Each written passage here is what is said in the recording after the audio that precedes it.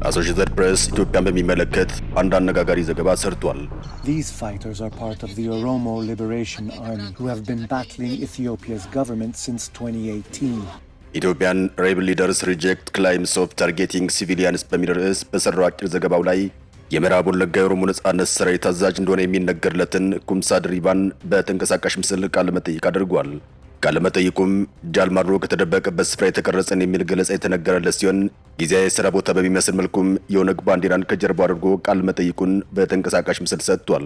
ኩምሳ ድሪባ ወይም በጫካ ስሙ ጃልመሮ ከዚህ ቀደም በተንቀሳቃሽ ምስል ቃለ መጠይቅ ማድረጉ ያልተለመደ ሲሆን በዚሁ በኢፒ አጭር ዘገባ ላይ ቦታ የት እንደሆነ የሚጠቁም ተንቀሳቃሽ ምስል ታይቷል። ከዚህ መሃል ዘገባው ሲጀመር በሰፊ አረንጓዴ ስፍራ ላይ የተቀመጡ የትጥቅ ቡድን አጋሮቹ የሚታዩ ሲሆን ከስርም ኢስት ወለጋ ኢትዮጵያ ወይም ምስራቅ ወለጋ የሚል ተጽፎ ታይቷል።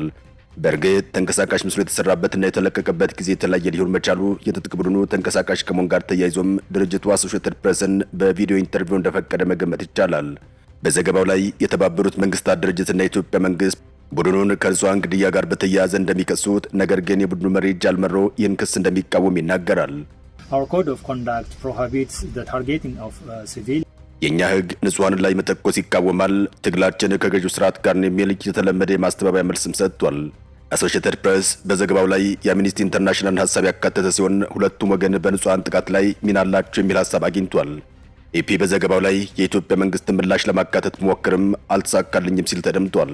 ኩምሳ ድሪባ ወይም በጫካ ስሙ ጃልመሮ የቪዲዮ ቃለ መጠይቅ መስጠቱ ያልተለመደ ሲሆን በስልክ ግን ከዚህ ቀደም ጥቂት የማይባሉ ቃለ መጠይቆችን አድርጓል። በስልክ ከሰጣቸው ቃለ መልሶች መካከል ከቢቢሲ ጋር ያደረገውን ቃለ መጠይቅ ቀንጭበን እናስታውስ።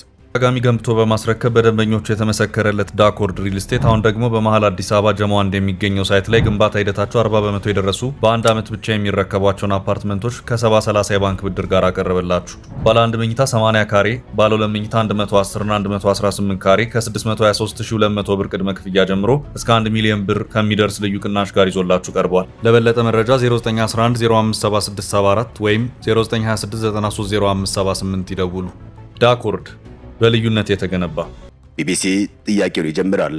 በምዕራብ ኦሮሚያ የሚገኘው የኦነግ ጦር ተልዕኮ ምንድነው ሲል ይጠይቃል። ጃልመሮ ይመልሳል። ኦነግ የራሱ ሆነ ፍላጎቱም ወይም ተልዕኮ የለውም። ኦነግ የኦሮሞ ሕዝብ ፍላጎትን የሚያስጠብቀው፣ ጦሩም የኦነግን ተልዕኮን የሚጠብቀው ይኸው ነው ሲል ይደመጣል። ቢቢሲ ጥያቄውን ይቀጥላል። በምዕራብ ኦሮሚያ ኦነግ ተቆጣጣሪ የሚለው መሬት የትኛው ነው ሲል ይጠይቃል። ጃልማሮም እሱን የምዕራብ ኦሮሚያ ሕዝብን መጠየቅ ትችላለህ ሲል ምላሹን ይሰጣል። ቢቢሲም ወደ ምዕራብ ኦሮሚያ ከተሰማራው የሀገር መከላከያ ጋር የተፈጠረውን ግጭት እስኪ ንገሩኝ ሲል ጥያቄውን ይቀጥላል። ጃልማሮም የመጣብን ጠላት በመከትና ወደ መጣበት የመመለስ ችሎታውም ሆነ አቅሙ አለን፣ መስዋዕትነት ለመክፈል ዝግጁ ነን፣ አሁንም ቢሆን የመጣብንን ኃይል እየተከላከል እንገኛለን። በዚህ መሃል ግን ችግር ውስጥ እየገባ ያለውና እየተሰቃየ ያለው የኦሮሞ ህዝብ ነው። የመንግስት ጦር ውስጥ ያሉ ወታደሮችም ህፃናትና የድሃ ልጆች ናቸው። ይህ ግጭት ግን ለሁለቱም ማለትም ለኦነግና ለመንግስት ወገን የሚያስገኘው ጥቅም የለም። በዚያም ሆነ በዚህ እየተጎዳ ያለው ኦሮሞ ነው ሲል ይደመጣል። ቢቢሲ ቀጥሎም ለዚህ መፍትሄው ምንድነው ሲል ይጠይቃል። ጃልመሮም የግል የፖለቲካ ጥቅምን ለማስጠበቅ ከማሴር ይልቅ የኦሮሞን ህዝብ ጥቅም ብናስቀድም ይህ ሁሉ ችግር በአንድ ሌሊት መፍትሄ ያገኛል። የግል የፖለቲካ ጥቅምን ከህዝብ ፍላጎት ካላስቀደምን ለዚህ ችግር መቼም ቢሆን መፍትሄ አይገኝም ሲል ይደመጣል። ቢቢሲ ቀጥል አድርጎም ስለ ጠቅላይ ሚኒስትር አብይ አህመድ ምን ያስባሉ ሲል ይጠይቃል።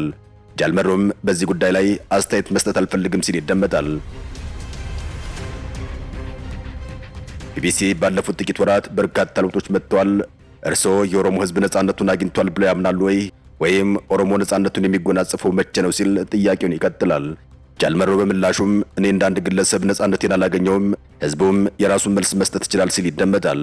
ይህም ጃልመሮ በስልክ ከሰጣቸው ቃለ መጠይቆች መካከል አንዱ ሆኖ ይታወሳል። ሌላኛው ሃጫሉ ሁንዴሳ በተገደለ ማግስት ከአሜሪካ ድምፅ ራዲዮ ጋር ያደረገው ቃለ መጠይቅ ነው። ጃልመሮ ቃለ መጠይቆችን ሲያደርግም በተደጋጋሚ ንጹሃንን ያልገደልንም፣ ባንኮች አንዘርፍም፣ ሴቶች አንደፍርም የሚሉ ነጥቦችን በማንሳት የቡድኑን ገጽታ በአማርኛ በእንግሊዝኛና በኦሮምኛ ቋንቋዎች ለማሳመር ሲሞክር ይታያል። ስለ ሃጫሉ ሁንዴሳና ሰላማዊ ዜጎች ጃልመሮ ከአሜሪካ ድምፅ ጋር በነበረው ቆይታም ድምፃዊ ሃጫሉ ስልጣን ላይ ካሉ መሪዎች ይልቅ ለኦሮሞ ነጻነት ጦር የቀረበ እንደነበር ገልጾም ተቃውሞ ቢኖረው እንኳን እሱን ልንገል የምንችልበት አንድ ምክንያት የለም ነበር ያለው። አያይዞም መሳሪያ ከታጠቀው ኃይል ጋር ጦርነት ላይ ብንሆንም ሰላማዊ ዜጎች ላይ ግን በፍጹም ጥቃት አናደርስም ሲል ተደምጧል። ሰላማዊ ዜጎችን ከጥቃት የመከላከል ተግባር ደግሞ የመንግስት ነው ሲል ተደምጧል። የ50 ዓመቱ የኦሮሞ ነጻነት ጦር መሪው ኩምሳ ድሪባም ላለፉት ዓመታት ምዕራብ ኦሮሚያን እንደሚመራ ተናግሯል። በደቡብ፣ በምዕራብ፣ በሰሜንና በአዲስ አበባ እንደሚንቀሳቀስም ሰራዊቱ የሚያንቀሳቀስበት ቦታ እንደሌለም ገልጿል። በየቦታውም የራሱ የሆነ የጦር ቀጠናና የየራሳቸው ጦር መሪ እንዳላቸውም ገልጿል።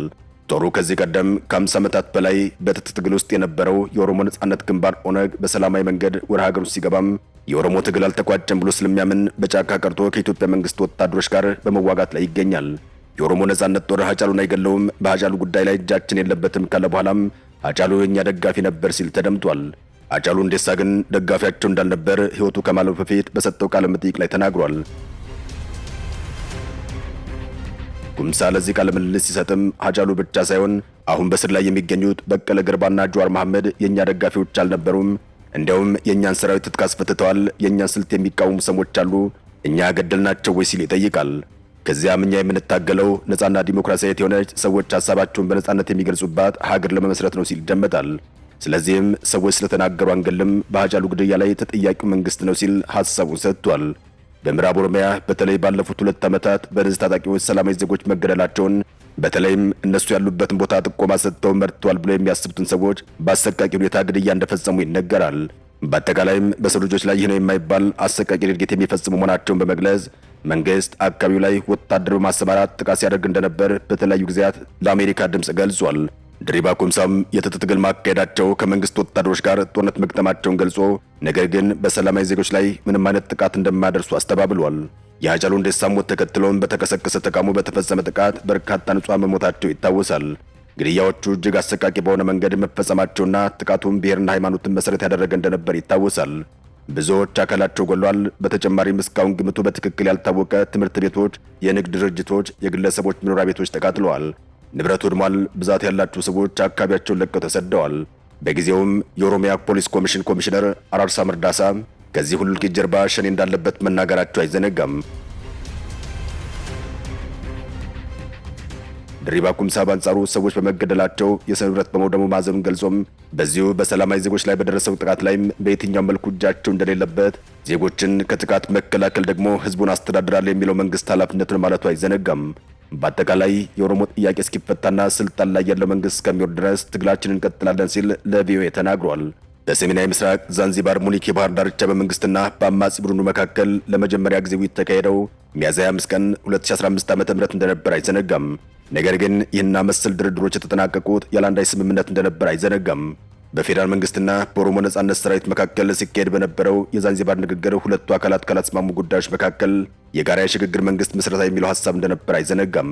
በኦሮሚያ ክልል የሚንቀሳቀሱትን የኦሮሞ ነጻነት ግንባር፣ የኦሮሞ ፌዴራሊስት ኮንግረስንና ብልጽግናን ጨምሮ ሌሎች ፓርቲዎችን ያካተተ የጋራ የሽግግር መንግስት እንዲቋቋም የኦሮሞ ነጻነት ሰራዊት ጠይቆ እንደነበር አይዘነጋም።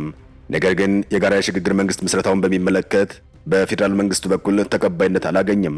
በዚሁት ላይ ከተነሱ ሐሳቦች ሌላኛው በመንግስትና በኦሮሞ ነጻነት ሰራዊት መካከል ሊደረስ የሚገባው ስምምነት በዘላቂነት ጦርነት በሚያከትም መልኩ እንዲሁም ሁሉንም የሰራዊቱን የፖለቲካና የጦር ክንፍ ማካተት አለበት የሚል ነበር። ኬንያና ኖርዌይ በአሸማጋይነት በተሰየሙበት በዚህ የመጀመሪያ ውይይት ላይ ከደቡብ ኦሮሚያ አካባቢ ከሚንቀሳቀሰው የኦሮሞ ነጻነት ሰራዊት አባላት መካከል 2 ተወካዮች በዚህ ውይይት ላይ እንዲሳተፉ ተደርጓል። ከድርድሩ አለመሰካት በኋላ ውጊያ የቀጠለ ሲሆን የኢትዮጵያ መከላከያ ሰራዊት በታንዛኒያ የኢትዮጵያ መንግስትና የኦሮሞ ነጻነት ሰራዊት የድርድር መድረክ ላይ ከተሳተፉ ከፍተኛ አመራሮች መካከል አንዱን ገድያለሁ ብሏል። የመከላከያ ሰራዊቱ የጃልመሮ ወይም የኩምሳ ድሪምሳ የቀኝ እጅ እንደሆነ የሚነገረውን ጃልሾዴ የተባለውን ከፍተኛ አመራር በሆሮ ጉድሩ ወለጋ ዞን ሊሙ ወረዳ ውስጥ መግደሉን አስታውቋል። ታጣቂ ቡድኑ ማረጋገጫም ሆነ ማስተባበያ አልሰጠም።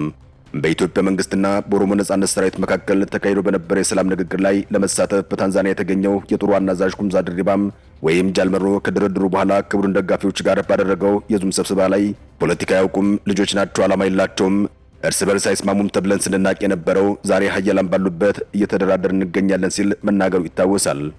አበቃን። ሰናይ ጊዜን ተመኘን።